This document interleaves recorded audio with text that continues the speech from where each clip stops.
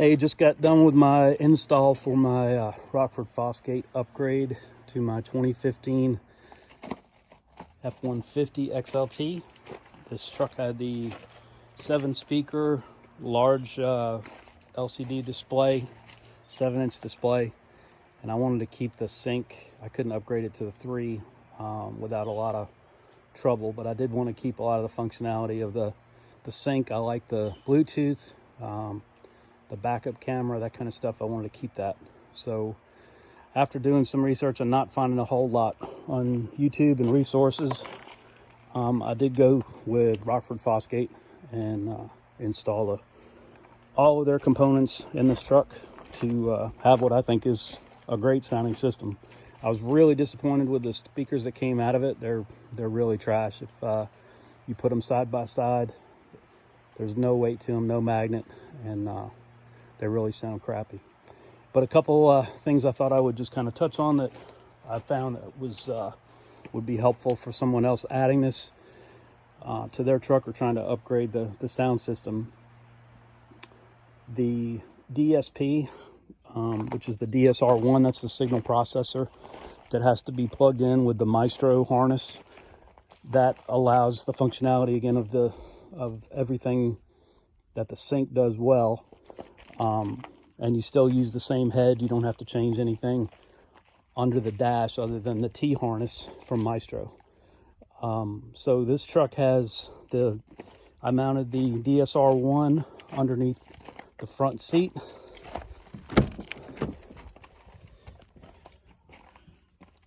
Which is right there. That plugs in and it changes the high output stereo, the factory stereo, into analog signal.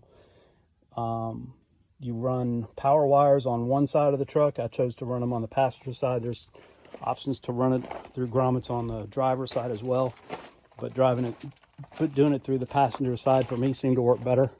The battery is on the passenger side, so it made more sense to do that.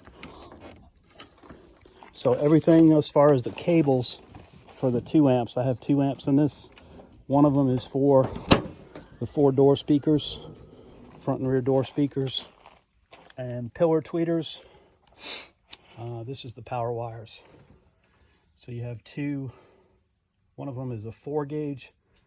That's for the subs, and then you have an 8-gauge, which is for the smaller, the 400, which I'll show you those in a minute. And this is just a little bracket. Again, not a lot of information about how to mount these, but this is just a little bracket that I mounted on Velcro, so you can still get to a fuse box underneath, and you can move this if you need to. But it holds up pretty well. And then this is screwed down just to ABS plastic. And I don't know if you can see where the grommet is, but anyway, it's back in there. The grommet is kind of behind that fuse panel. If you pull the fuse panel lid off, you can get in there with a cutter and cut you a big enough hole. Just make sure you seal it up and don't force it through, or you'll have a time getting that grommet put back together. So the power wires go all the way along the passenger side. They go underneath. Up underneath, this is where the grommet comes out, and then it goes along the door panel here. These panels all come up pretty easy. And again, they come back around here and behind the seat. These seats, well, that's where your jack is. Go around to the other side, and all your speaker wire, your analog signal out of the DSP goes back to your amp, and then the amp has to be fed back to the head, which is where it ties back into your speaker harness, so that you can use existing wires for the speaker. I'd strongly recommend using the factory wires that go through the door, or you're going to have problems with drilling holes through the plug that basically all the wiring harness for the door plugs into a plug, and it's not easy to mess with.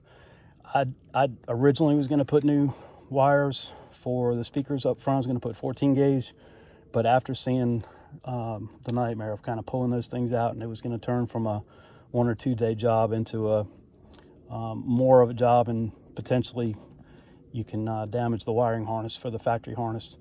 So I went with factory speaker wires for all of the doors, the back doors and the front doors. The front doors are the biggest problem with the plugs. And I ran new wires for the front pillars, and this crossover that comes with the speakers. The Rockford Fosgate speakers that I got for the door panels has these crossovers. So this is the amp panel. This one here is the subwoofer that has the larger 4-gauge red wire that you saw under the hood, and then the blue wire is an 8-gauge, which is all the smaller amp the 400 takes for the door panels. And then your speaker wires out of this go into the crossover on the tweeter side, and then they come out off the crossovers to your front speakers. So you're not able to isolate the front pillars from the door panels on the front, but it really doesn't, to me, it didn't matter. It sounded just as good. You can do a little bit of that with the crossovers and with the tweaking with the DSR. There's an app that you download and hook up a DRT or something where you can find out basically your EQ of how the sound is processing, and that will allow you to kind of tweak it. The Rockford Fosgate sub has I could get it to clip when I first put it in, but it's got pretty significant wires. And once you get your the app with the DSP, with the DSR1, DRS1, sorry. Once you get that set, it won't clip again, or that mine has not clipped since that I've got it tweaked out. So I could probably bump it up if I wanted to, but I'm pretty satisfied with the way that it sounds right now. And it's not that hard to go back in and tweak it. So the last thing that I did today, just to kind of finally finish it up, and you have plenty of room behind the seat as well for the amps and everything. I've screwed it with these 2.5-inch lag bolts, and they do go through the back of the cab, but they haven't leaked yet, so I'm not really that worried about it. And the original install wasn't going to have subs, but you have to have subs once you hear how good this thing sounds without low end. So I got a sub box that I picked up from Amazon. I think it was 150 bucks.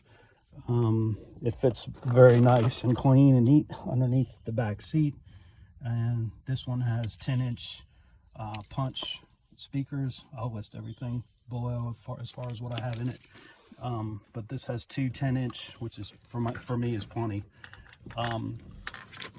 It actually, you know, to be able to balance it and turn it up with things you want to turn it up for, if you do want to hear something that rumbles or shakes the car next to you, you certainly can do that.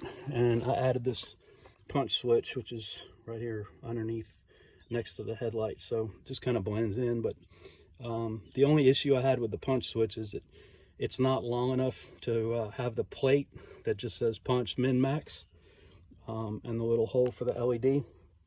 So there is no plate mounted to it.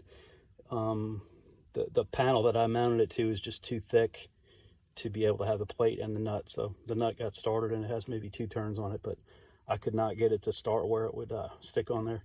But I know what it's for, and I don't need to know how loud it's turned up. You still can see the knob as far as, if you know, mid-range or whatever. So, you know, for me, it sounds great. I'm very happy with the install and everything that was on it. Didn't have a lot of technical problems with it. The app is kind of interesting to learn and figure things out, but it all kind of came together.